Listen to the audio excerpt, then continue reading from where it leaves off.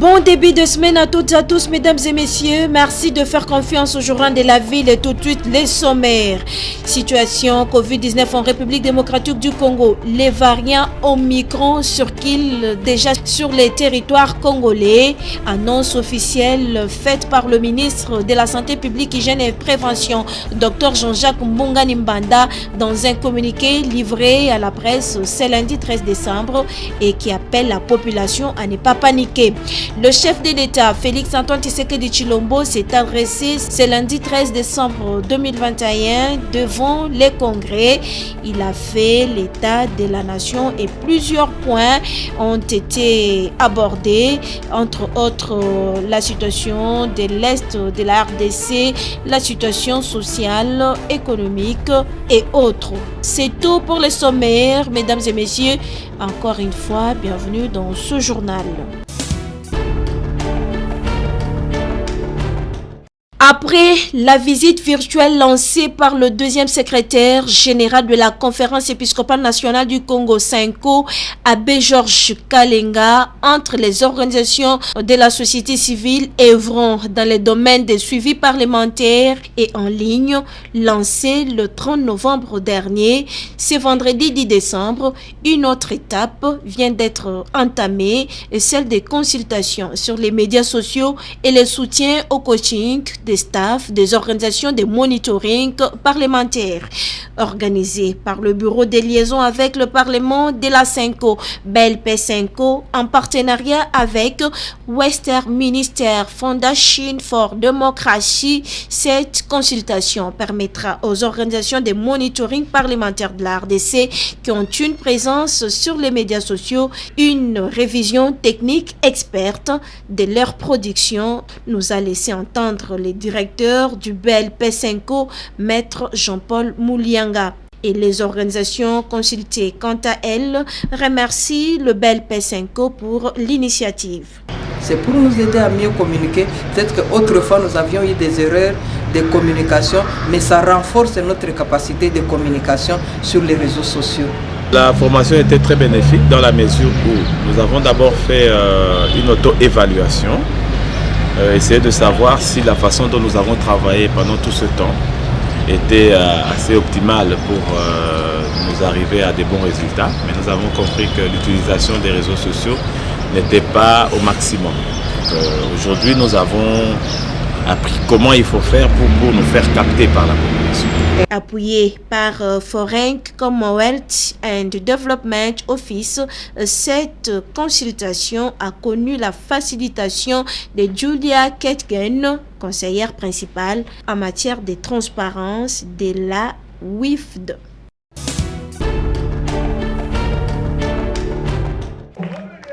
La pluie qui s'est abattue ce samedi 11 décembre 2021 n'a pas empêché le secrétaire permanent de l'alternance 2018, Bienvenu Moké, de sensibiliser les jeunes à se mettre en ordre de bataille pour les élections de 2023 et c'est à travers une matinée politique organisée sous le thème Enjeux électoraux de 2023, le rôle d'une jeunesse engagée. C'était également une occasion pour le secrétaire permanent du regroupement politique à 2018 de saluer la sortie de Vital Kamerhe, autorité morale de A 2018, et de présenter le bureau de la coordination nationale de jeunes A 2018 dirigé par Junior Mwenze Kongolo, qui remercie ici le secrétaire permanent. Mon apport est très simple, c'est celle de pouvoir encourager les jeunes, de pouvoir participer d'une certaine manière à la gérance de ce pays. Parce que la jeunesse, c'est ça même l'avenir d'un pays et d'une nation. Pour sa part, le secrétaire permanent des A 2018, Bienvenu Moké. Nous demanderons aux jeunes, premièrement, de soutenir les actions du chef de l'État, parce que c'est quelqu'un qui accorde une attention particulière aux jeunes. Nous demanderons aux jeunes de continuer à militer aux côtés de notre autorité morale honorable Vital Kamerhe, qui aussi sait l'importance des jeunes. Vous êtes d'avis avec moi que la nouvelle équipe dirigeante de l'UNT, le parti cher à l'autorité morale, est jeune. Nous pensons que cet élan doit aussi être de même avec nous, les alliés. Voilà pourquoi nous avions pensé qu'aujourd'hui était le moment de mettre en place cette coordination. Avec cette redynamisation, les alliés de l'INC continuent à conquérir le terrain sans se laisser distraire.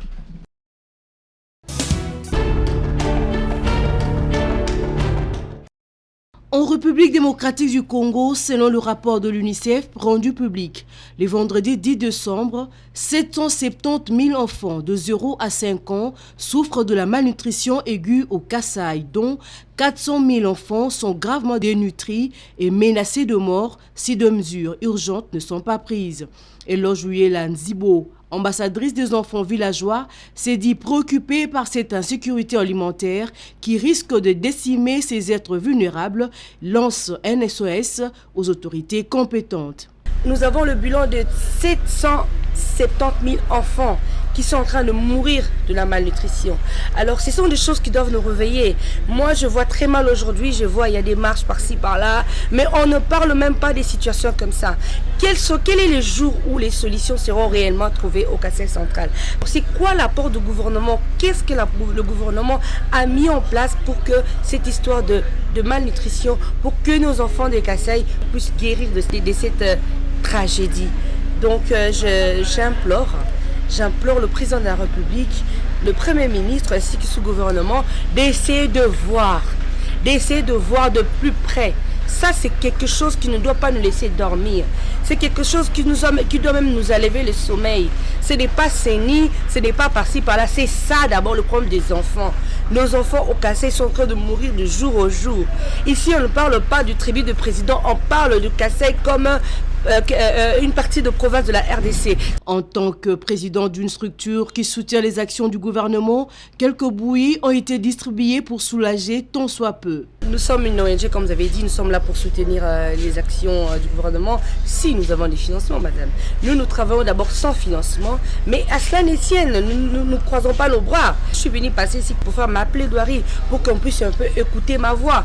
Mais sinon, il y a SDV ONG Kasaï qui est sur terrain, qui est en train de voir. On avait essayé d'envoyer des bouillies. C'est quand même insuffisant par rapport aux normes, mais on a quand même envoyé quelques bouillies qu'on va donner à quelques enfants qu'on a essayé de répertorier là-bas. L'urgence s'impose dans le Kasaï car plusieurs familles sont concernées et le danger est permanent.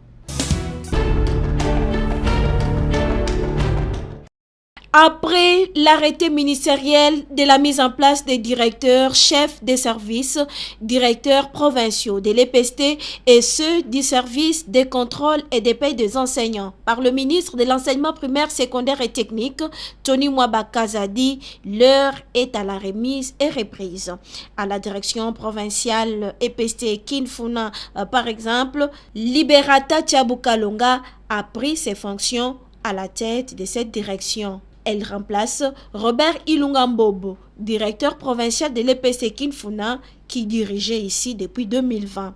Au cours de cette cérémonie de remise et reprise, le procès verbal a été lu et signé par les deux parties, entrantes et sortantes. Les directeurs sortants s'expriment.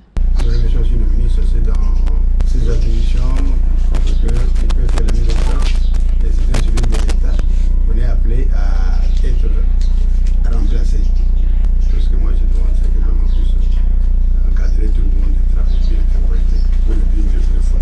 Prenons la parole à son tour, les directeurs provinciaux de l'EPST Kinfuna, Liberata Tchabo, remercie le ministre de l'EPST, Tony Mwabakazadi, pour le choix porté sur sa personne et promet de travailler sans relâche pour le bon fonctionnement de cette direction lui confiée. J'en profite pour remercier aussi ses excellences de la confiance placée en moi, sans oublier de remercier aussi les prophètes sortants, Papa Ilunga. Il a travaillé, nous étions ensemble dans la paix. Aujourd'hui, il a pris à nos excellences de me confier cette tâche.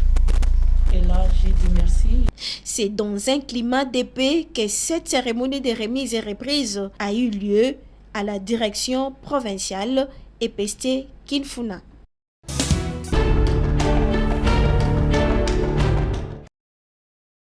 Après le lancement officiel du processus de l'élaboration du plan d'action national de la mise en œuvre de la résolution 2250 du Conseil de sécurité des Nations Unies sur les jeunes, la paix et la sécurité par le gouvernement congolais, l'heure est maintenant à l'évaluation pour la faisabilité de ces processus. Voilà ce qui justifie cet atelier de renforcement des capacités du comité technique chargé du processus d'élaboration de ces plans d'action, nous dit Edi Yav, directeur rapporteur au secrétariat technique 2250 du ministère de la Jeunesse, initiation à la nouvelle citoyenneté et cohésion nationale. Les parties prenantes sont assises pour discuter de l'agenda.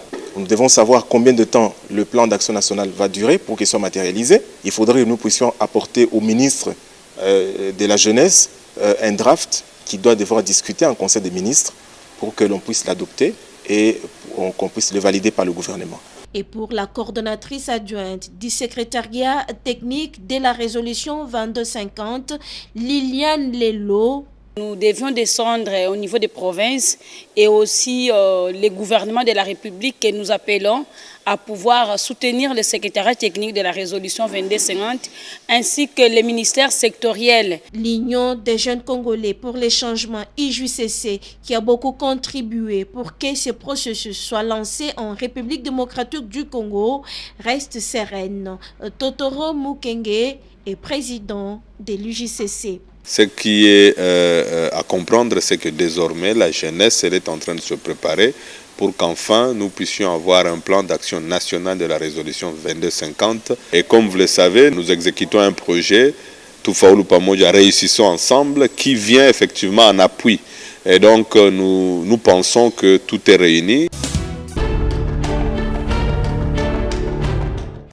Bonne nouvelle pour les patients de la République démocratique du Congo. Le centre quinois des radiodiagnostics et d'imagerie médicale CRK Dr Matussila vient de mettre à leur disposition une résonance magnétique capable de diagnostiquer tous les problèmes du cerveau avec une description anatomique très précise que le scanner ne peut démontrer.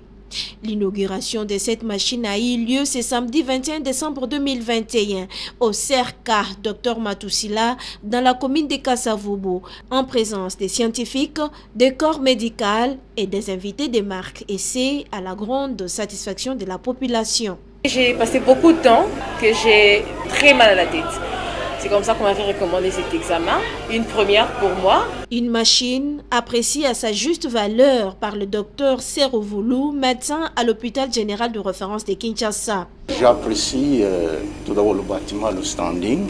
Je crois que les résultats qu'on aura de cet appareil seront des résultats qui sont appréciables.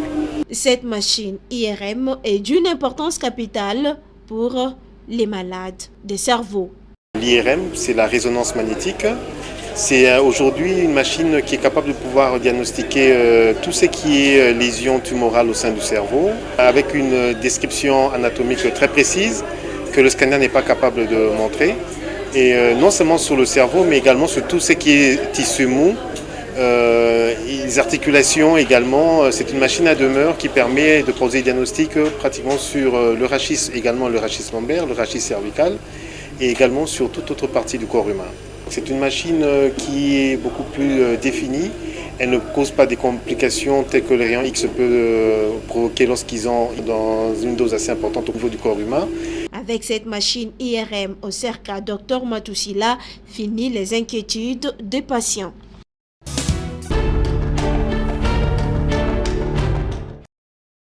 L'exposition intitulée La tridimension de l'artiste et peintre Franck Dikisonge Les Atoumois a bel et bien démarré depuis le 10 décembre 2021, jour du vernissage, au centre culturel Le Monde Flamboyant à Gombe. Au total, 54 tableaux y sont exposés jusqu'au 30 janvier 2022. Ces tableaux explorent diverses thématiques, entre autres celle de la femme.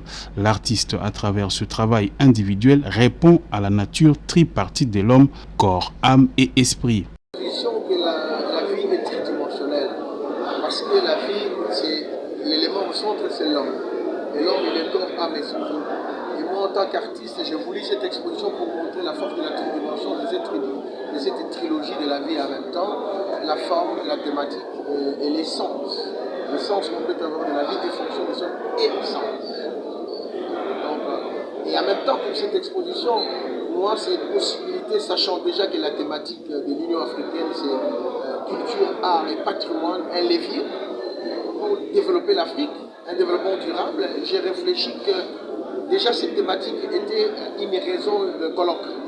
On peut se réfléchir comment autour de l'art, de la culture et du patrimoine, réellement, ça peut être un gage, un levier pour développer le Congo. Et cette exposition, je l'ai vue aussi en même temps, je l'avais en même temps en termes de programmation, pour montrer déjà qu'on était attentif et prêt à partir pour toujours avec cette thématique. Il y a lieu de noter par ailleurs que cette exposition se tient à une période difficile où le monde culturel est secoué par les effets néfastes de la Covid-19. Pour ceux qui aimeraient passer voir ces œuvres, prière de porter des masques et respecter les gestes barrières.